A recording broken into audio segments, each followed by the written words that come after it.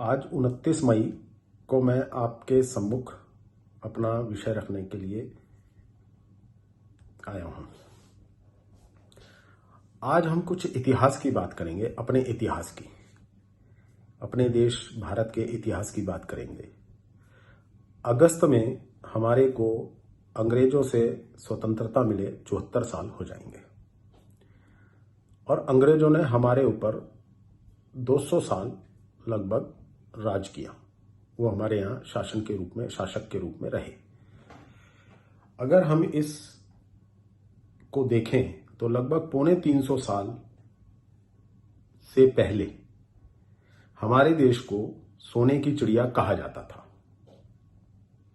क्योंकि हमारे देश को सोने की चिड़िया कहा जाता था और हम उस समय में, यानी कि आज से लगभग 350 साल पहले, हम हर क्षेत्र में लगभग संसार के अंदर सबसे मजबूत देश के रूप में जाने जाते थे, देखे जाते थे। उसी से आकर्षित होकर अंग्रेजों ने हमारे यहाँ पे एक व्यापारी के रूप में हमारे देश में एंट्री ली, हमारे देश में आए और धीरे धीरे यहाँ के शासक बन गए। सोचा कि वो शासक क्यों बन गए? वो आए तो एक व्यापारी के रूप में थे, एक व्यापारी शासक कैसे बन गया? इसको अगर आप ध्यान से थोड़ा अपने इतिहास को पढ़ें और समझने की कोशिश करें तो ये कोई बहुत बड़ा विषय नहीं है जो समझ में ना आए। इसमें यह समझ में आता है कि हमारे लोग ईर्ष्यालु थे और लालची थे, जिसकी वजह से अंग्रेज यहां पे अपने शासन को कामयाब करने में, कायम करने में कामयाब हो गए।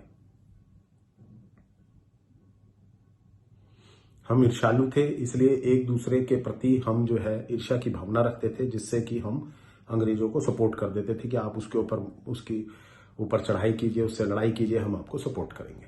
और लालच तो था ही, थोड़े से चंद सिक्कों के लिए, थोड़ी सी जमीन के लिए, और हम एक दूसरे को मारकाट में अंग्रेजों की मदद करते थे। खैर, इस विषय को अभी यहीं छोड़ते हैं, इसके पीछे चलते हैं, जिसमें हम ये देखते हैं अपनी हिस्ट्री में कि लगभग 1000 साल तक हमारे ऊपर बाहर से आए हुए शासकों ने शासन किया। वो यहाँ आए, हमारे जो उससे पहले के राजा लोग थे उनसे लड़े और यहाँ अपना शासन कायम किया। उसके बाद वो आते रहे, बदलते रहे और यहाँ पे अलग अलग शासकों का शासन चलता रहा।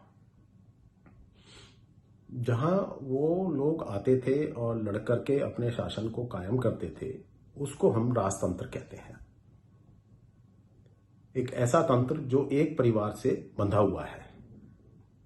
वो लोग यहां पर प्रजा से कर लेते थे और उससे अपना सिस्टम चलाते थे। वो यहाँ पे मंदिर बनवाते थे, बड़े बड़े भवन बनवाते थे, सड़कों का निर्माण करते थे और उस समय के हिसाब से जो भी सुख सुविधाओं का ध्यान वो रख सकते थे, रखना जरूरी होता था, वो रखते थे। इतिहास को जब हम पढ़ते हैं तो कुछ ऐसे वाकया भी मिलते हैं जहां राजा ने, जब देश में भुखमरी हुई, अकाल पड़ा, तो निर्माण कार्य शुरू करा दिए बिल्डिंगों के, ताकि लोग उसमें, जनता उसमें काम कर सके और उन्हें उसका पारितोषिक मिले और वो उससे अपनी आजीविका चला सके।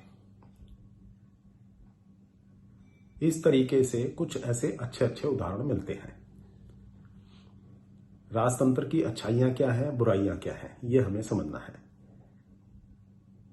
बुराई यह है कि अगर जो शासक है वो थोड़ा सा भी अगर क्रूर दिमाग का है तो वो अपनी प्रजा को तंग करता था।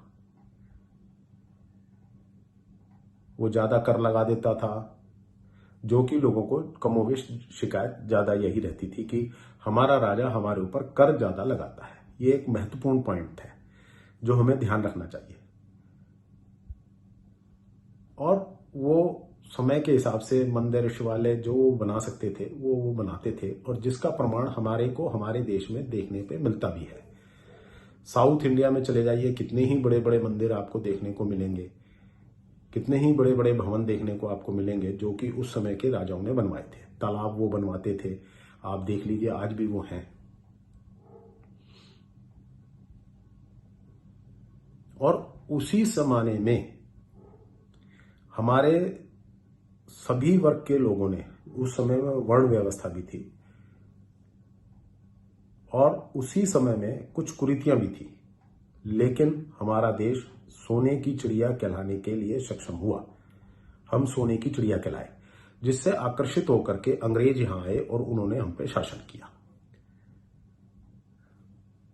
उससे पहले, अंग्रेजों से पहले यहाँ पे खूब हीरे जवाहरात, सोना, चांदी और दुनिया भर का सामान यहाँ पे था, जिससे आकर्षित होकर के यहाँ पे अंग्रेज आए थे। और अंग्रेजों ने क्या किया?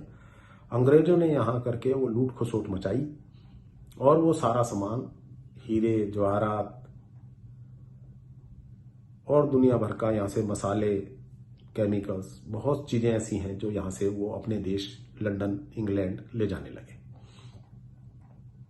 वो आए यहाँ पे लूट खसोट के लिए थे, लेकिन उन्होंने भी हमारे देश में अपने प्रयोजन को सिद्ध करने के लिए रेलों का निर्माण किया, बड़े बड़े पुलों का निर्माण किया,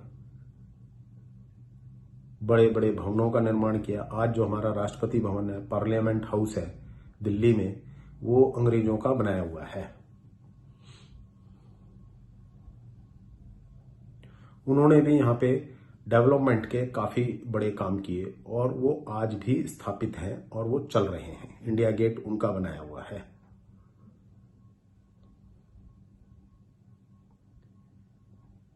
गेटवे ऑफ इंडिया मुंबई में जो है वो भी अंग्रेजों का बनाया हुआ है। बहुत सी चीजें हैं जो उन्होंने यहाँ पे डेवलपमेंट को अगर देखें तो किया हुआ है। खैर, यहां भी लोग त्रस्त थे क्योंकि अंग्रेज उनको कष्ट देते थे, उनके ऊपर तरह तरह के कानून बना करके उनसे पैसे लेते थे, जिसको वो कर के रूप में लेते थे।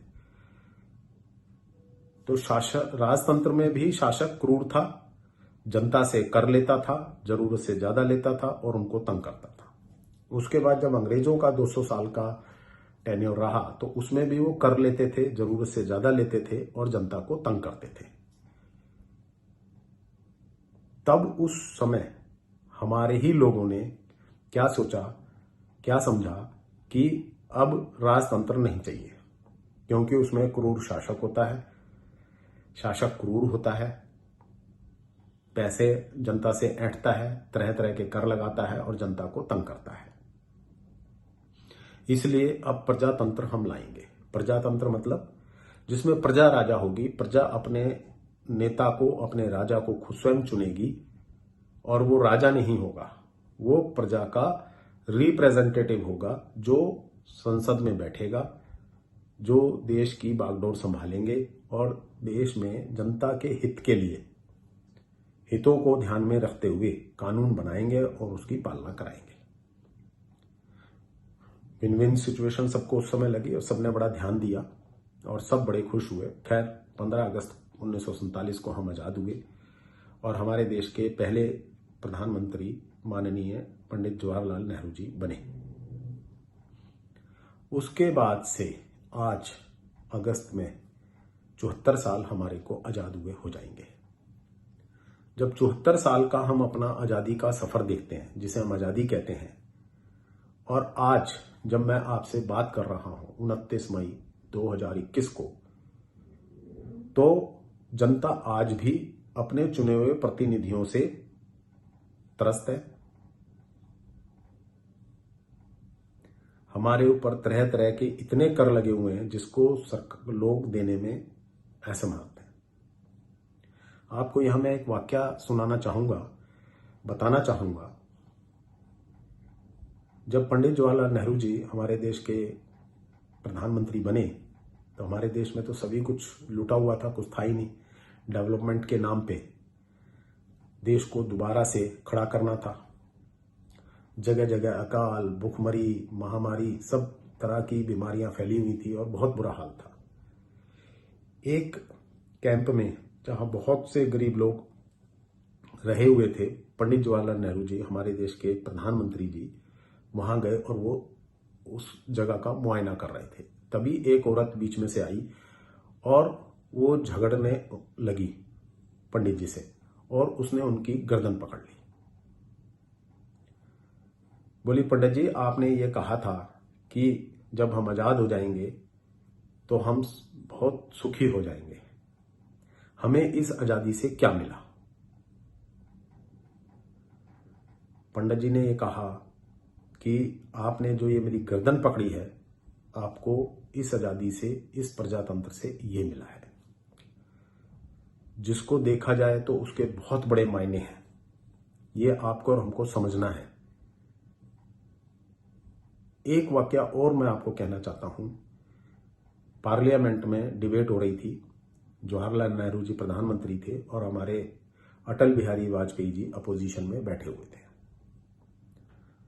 वाद विवाद चल रहा था किसी विषय पे और अटल बिहारी वाजपेयी जी ने काफी उस विषय पे सरकार के खिलाफ बोला।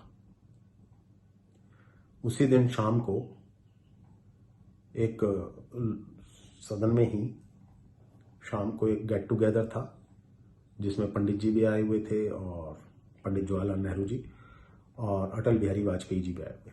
ये बड़ा फेमस वाकया है जिसमें पंडित जी वाजपेयी जी के पास आए और बोले कि आज आप सदन में छाए हुए थे, और कह करके वो चुपचाप चले गए। जबकि उसमें अटल बिहारी वाजपेयी जी ने पंडित जवाहरलाल नेहरू जी की, जो उस समय देश के प्रधानमंत्री थे, खूब खिंचाई की, खूब उनको सरकार की नीतियों के ऊपर उनको बोला। ये दो वाक्य ध्यान रखते हुए अगर हम आज की परिस्थिति देखें तो हम कहां हैं, ये आपको सोचना है, ये आपको समझना है। उस समय में उस औरत के, प्रधानमंत्री के गर्दन पकड़ने से, कॉलर पकड़ने से उसको सजा नहीं हुई थी। उस समय के देश के प्रधानमंत्री ने उसका दुख दर्द समझा था, समझने की कोशिश की थी और वो उसको समझ रहे थे। अब कर, जो टैक्स है, टैक्स अंग्रेजों ने भी खूब वसूला, राजतंत्र में भी खूब वसूला, और प्रजातंत्र में जो कि हमें अपेक्षित था कि हमारी सरकार हमारे यहाँ के निवासियों के हित में काम करेगी, उसको देखते हुए उतना ही टैक्स लेगी जितना जरूरत है। लेकिन आज क्या स्थिति है, ये मुझे कहने की जरूरत नहीं है। शायद आप और हम सब लोग इस बात को भली भांति समझते हैं, जानते हैं। राजतंत्र में हमारे पास खूब धन धान्य था, भले ही राजाओं ने लूटा, लेकिन वो देश में ही था।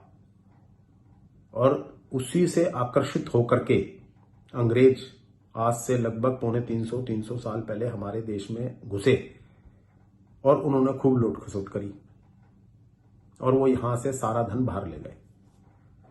जब हम प्रजातंत्र में आए आज से 74 साल पहले, तो हमारे लोग आज जो स्विस बैंक का नाम आता है और जो हमारे देश के नेता गण ये क्लेम करते हैं कि हम बाहर से काला धन अपने देश में ले आएंगे जो विदेशों में है, वो किसका है और वो क्यों ले गए?